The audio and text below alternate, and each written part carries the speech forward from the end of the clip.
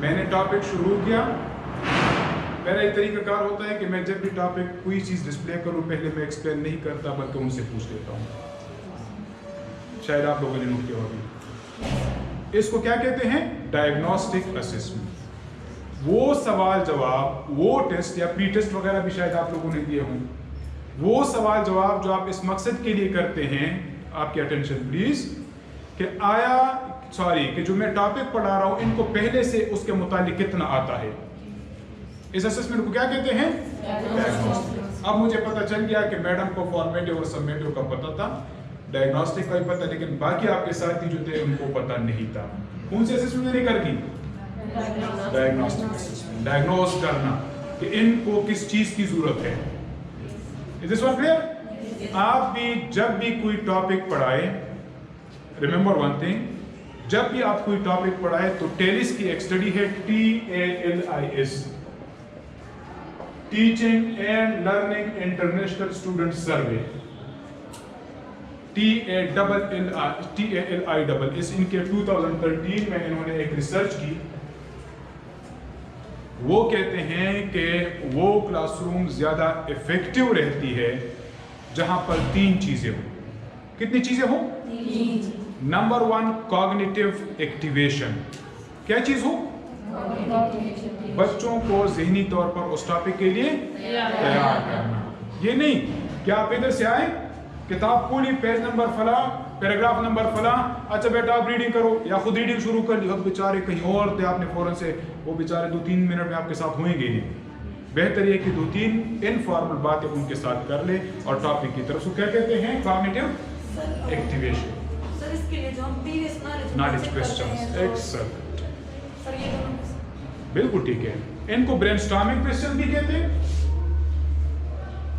और previous knowledge question भी कहते हैं। एक और चीज जो है, आइस ब्रेकिंग का लफ्ज़ भी इस्तेमाल होता है। जब मैं आया तो मैंने आप लोगों के साथ इंट्रोडक्शन किया, क्या कि नहीं किया? वो किस चीज के लिए था? Ice breaking. ये जमूद टूट जाए, आप लोग इजी फील करें।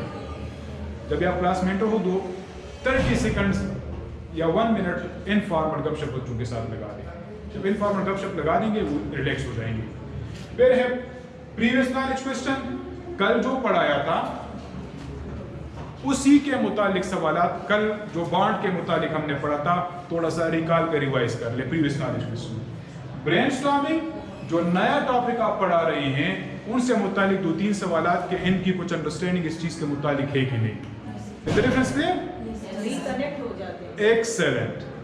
आइस ब्रेकिंग करके, माहौल को इजी करके, कल वाली बातें पूछ के, प्रीवियस नॉलेज क्वेश्चंस करके, फिर ब्रेनस्टॉर्मिंग कर ले कि इनको इस टॉपिक के मुतालिक कितना पता है। ठीक है? So these are strategies used in what? Diagnostic assessment. Message clear? Yes. फिर है फॉर्मेटिव असेसमेंट। बास टीचर हजरात शुरू हो जाते हैं, इधर से लिखना शुरू कर देते हैं और इधर तक खत्म कर देते हैं और पीछे मुड़ के लिख देते हैं। इस तरह करते हैं, बच्चों को समझ ही नहीं आती। या किताब शुरू कर देते हैं। रिमेंबर वन थिंग, क्योंकि ये जो टेक्निकल है इस वजह से वो फिलोसॉफिकल बातें मैं कम कर रहा हूँ, थीरीज कम। बाज़ औक़ात हम टीचर शुरू हो जाते हैं, किताब पढ़ना शुरू कर लेते हैं, पूरा पैराग्राफ पढ़ लेते हैं, फिर बच्चों से कहते हैं इसमें कोई सवाल तो नहीं है। हरगिज़ ऐसा ना किया करें। जब भी आप पढ़ाते हैं और इनके जहन में एक सवाल आ गया, सर के जहन में, वो ये कहते कि सर मेरा सवाल, आप कहते ना आखिर में पूछो। ये सर जो है उधर ही रुके रहेंगे, आपके साथ आगे नहीं बढ़ेंगे। ये अपना सवाल याद रखें कि सवाल मैं ना भूल जाऊं, तो आगे जो आप पढ़ा रहे हो इनको समझ नहीं आएगी। तो बेहतर तरीका ये है कि आप क्या कर लिया करें, जब इन्होंने सवाल पूछा तो अगर आप फ्लो में जा रहे हैं तो इनको सिर्फ इशारा कर ले कि ये चीज खत्म करके, एक पैराग्राफ खत्म कर, एक्सप्लेनेशन खत्म करके इनसे फौरन पूछे कि आपका सवाल क्या था। शायद औरों के ज़हन में भी वो हो। ये जो आप साथ साथ सवालात करते हैं बच्चों से या उनके रिस्पॉन्सेज लेते हैं, that is called what? Formative. जो शुरू में की जाती है that is called diagnostic assessment. उसके फवाइद मैंने गिनवा दिए।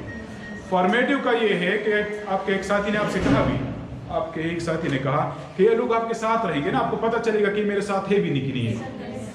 ठीक है? So that is called what? Formative assessment.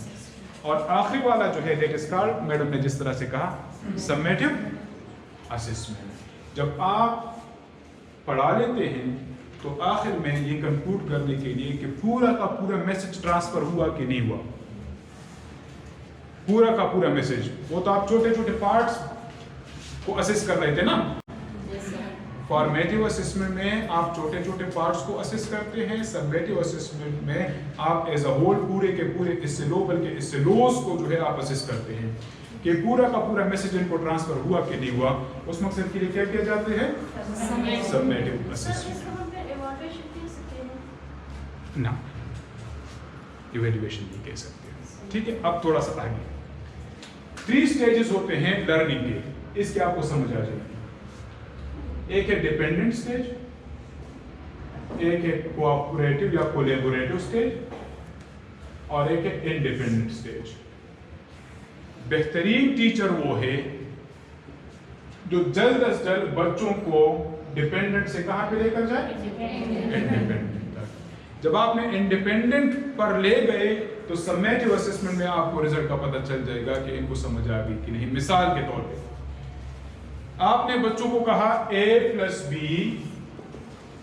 Whole square is equal to a² + b² + 2ab। इसी तरह से ये फार्मूला सबको पता है, मैथमेटिक्स का बेसिक फार्मूला है, बुनियादी। a² + b², मैंने भी रट्टा लगाया था, आप लोगों ने भी रट्टा लगाया हुआ है। ये है डिपेंडेंट स्टेज।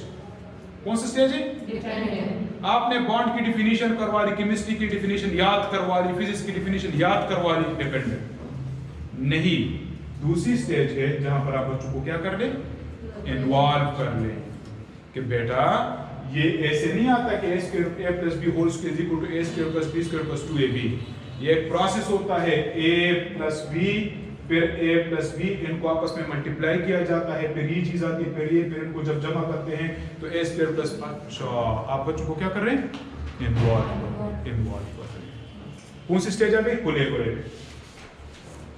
थर्ड स्टेज पर आ जाती है जब आप इंडिपेंडेंट लर्नरों को बना देते हैं, उनको कहते हैं बेटा ये तो फार्मूला मैंने आपको सिखा दिया, कंसेप्चुअल क्लैरिटी आ गई, अब मुझे आप c + d होल स्क्वायर जो है इसको सॉल्व करके दे दें।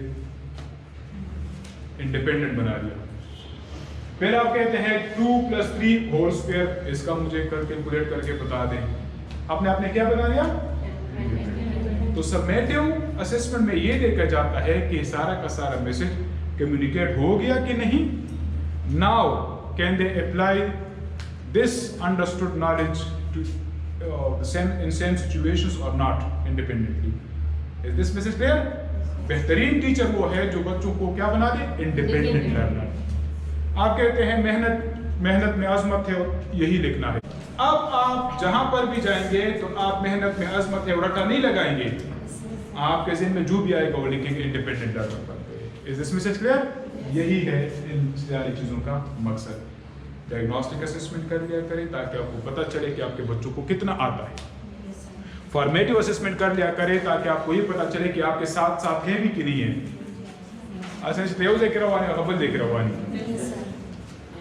ठीक है, और समेटिव असेसमेंट भी कर लिया करें ताकि आपको पता चले कि आपका पूरा मैसेज कम्युनिकेट हुआ कि नहीं।